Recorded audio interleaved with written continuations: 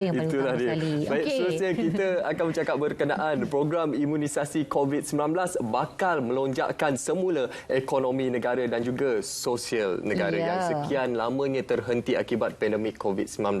Jadi bagaimana untuk kita mengetahuinya dengan lebih mendalam lagi? Kita akan bersama dengan Tan Sri Lee Lam Tai secara Skype, iaitu Pengerusi Pertubuhan Ikatan Komuniti Selamat. Selamat pagi, Selamat pagi, Tan Sri. Selamat pagi, apa khabar? Baik Tan Sri. Diharapkan Tan Sri juga begitu, sihat selalu. Ya, terima kasihlah. Okey, Tan Sri, pertama sekali dengan adanya telah pun dimulakan program imunisasi COVID-19 kebangsaan, kita nampaknya optimis memandang ke hadapan mana masa depan negara kita, ekonomi juga sosial Malaysia akan lebih terjamin dan lebih positif. Pada khidmat Tan Sri, bagaimana? Ya, saya rasa seluruh rakyat Malaysia lah berasa lega dan amat gembira lah dengan ketibaan vaksin ke negara itu kita, iaitu di mana batch itu pertama lah pun telah disampaikan kepada pihak kerajaan. Plan imunisasi ini merupakan satu plan yang dinanti-nantikan, memandangkan bahawa plan imunisasi inilah amat diperlukan atas beberapa itu sebab. Sebab pertama ialah untuk memutuskan penularan COVID. Yang kedua ialah menyelamat nyawa dan mengekalkan punca pendapatan. Yang ketiga, membolehkan negara kembali kepada keadaan seperti sedia itu kala. Dan yang keempat, membantu memulihkan aktiviti-aktiviti ekonomi dan sebagainya. So saya rasa yang sangat penting ialah bahawa kita harus itu sedar bahawa pendekatan yang diambil oleh pihak Kementerian Kesihatan dan juga kerajaan dalam menangani isu COVID ialah untuk mengimbangi kesihatan awam dengan pembangunan ekonomi. Inilah satu perkara yang amat itu penting, bahawa pihak kerajaan nak menjaga dua-dua pihak. Satu pihak ialah berkenaan dengan penyakit, wabak, nak memastikan kesihatan awam, dan yang kedua ialah pembangunan ekonomi. Baik, Tan Sri, kita lihat kejayaan pelaksanaan program imunisasi kebangsaan sangatlah penting untuk kita menjadikan ataupun menarik pelabur asing terus melabur ke dalam negara dan juga kita merancakkan lagi sektor sosioekonomi dalam negara. Namun dalam kita mencapai pemulihan ekonomi ini, faktor vaksinasi secara bersasaran perlu dilakukan secara berperingkat, dan juga nasihat Tan Sri kepada masyarakat di luar sana untuk terus mendaftar vaksinasi COVID-19 ini untuk kita mencapai herd immunity, Tan Sri.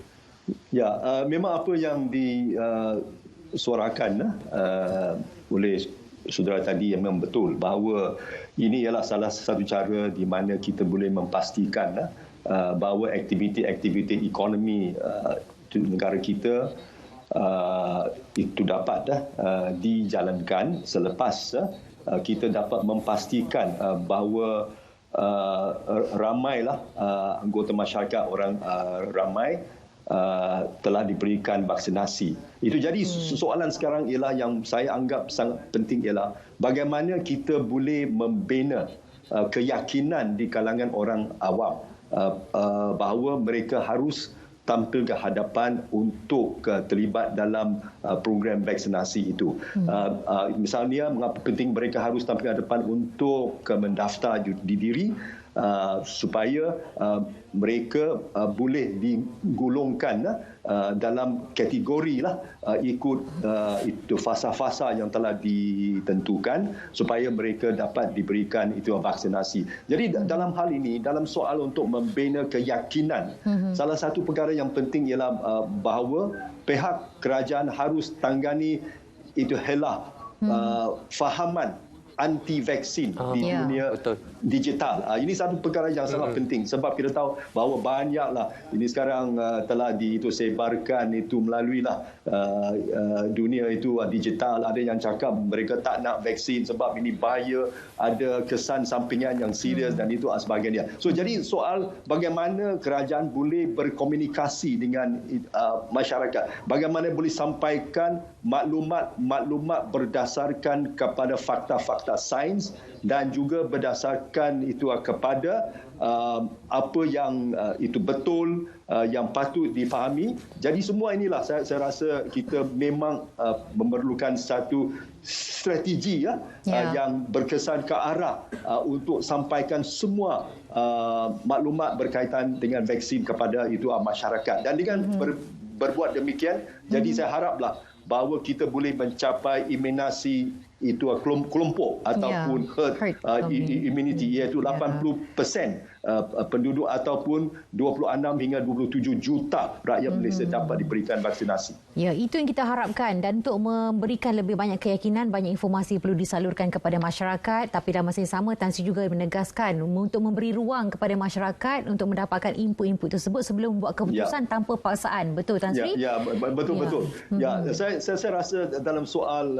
itu vaksin ini, jadi kita tidak bolehlah memaksa mana-mana pihak, kerana ini ada hal berkaitan dengan soal hak asasi itu manusia. Tetapi yang sangat penting ialah bahawa kalau kita dapat memberikan ataupun berkongsi maklumat yang tepat dan betul tentang kebaikan vaksinasi ini, jadi ini ialah kita dapat memberi peluang kepada masyarakat untuk mengkaji semua itu fakta itu, dan di samping juga bagi mereka yang sudah diberikan vaksinasi, jadi mereka boleh misalnya berkongsi pengalaman itu mereka,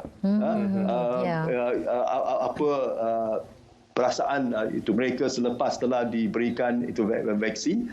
Dan saya rasa testimoni ini adalah sangat itu penting untuk meyakinkan mereka yang masih berasa was-was berkaitan dengan itu vaksin. Okey, Tan Sri, kalau sekiranya untuk membuatkan masyarakat Malaysia tidak memikir panjang dan buat keputusan terus untuk mendapatkan vaksin, adakah perlu untuk wujudkan sistem indemnity ataupun ganti rugi untuk meningkatkan lagi keyakinan orang ramai? Ya, itu memang ada satu cadangan yang amat penting.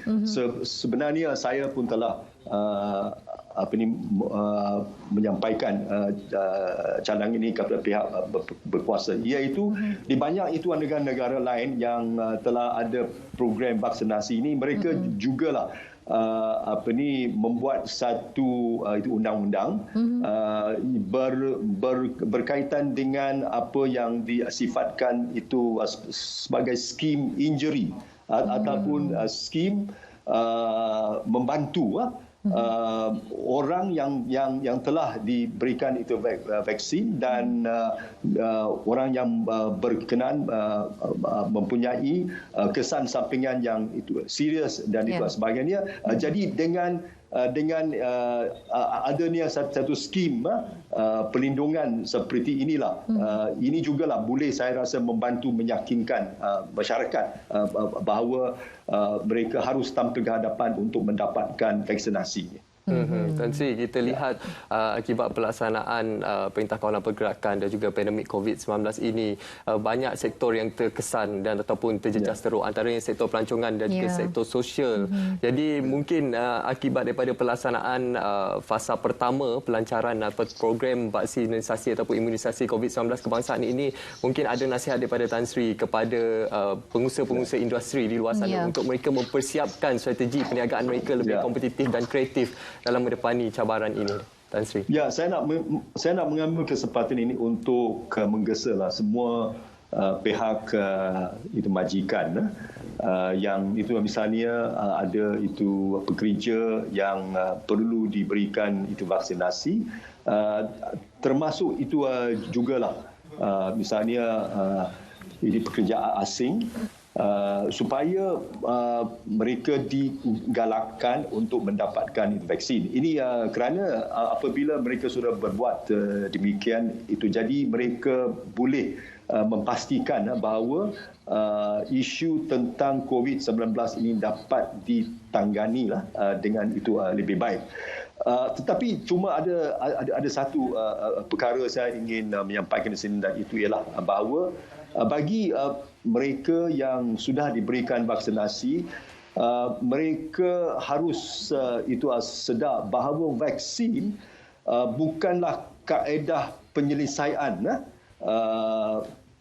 COVID selama-lamanya, akan tapi ia merupakan satu langkah permulaan yang amat penting supaya ini boleh membantu memperkukuhkan sistem imun itu mereka, dan jadi mereka tidak akan dijangkiti itu sebagainya. So jadi soal ini berkaitan dengan kepatuhan kepada SOP ini, saya rasa masih perlu teruskan. Selepas telah diberikan vaksin, mereka juga itu kekalkan dengan kepatuhan kepada SOP, memakai pelitup muka, penjarakan sosial, sanitizer dan sebagainya. Ini masih diperlukan. Ya, baik. Terima kasih banyak Tan Sri atas pengungsian kita pada pagi ini. Kita bawakan Tan Sri Lamtai, pengerusi Pertubuhan Ikatan Komuniti Selamat, bersama-sama kita secara Skype pada waktu ini, bercakap tentang program imunisasi COVID-19 kebangsaan yang bakal melonjak semula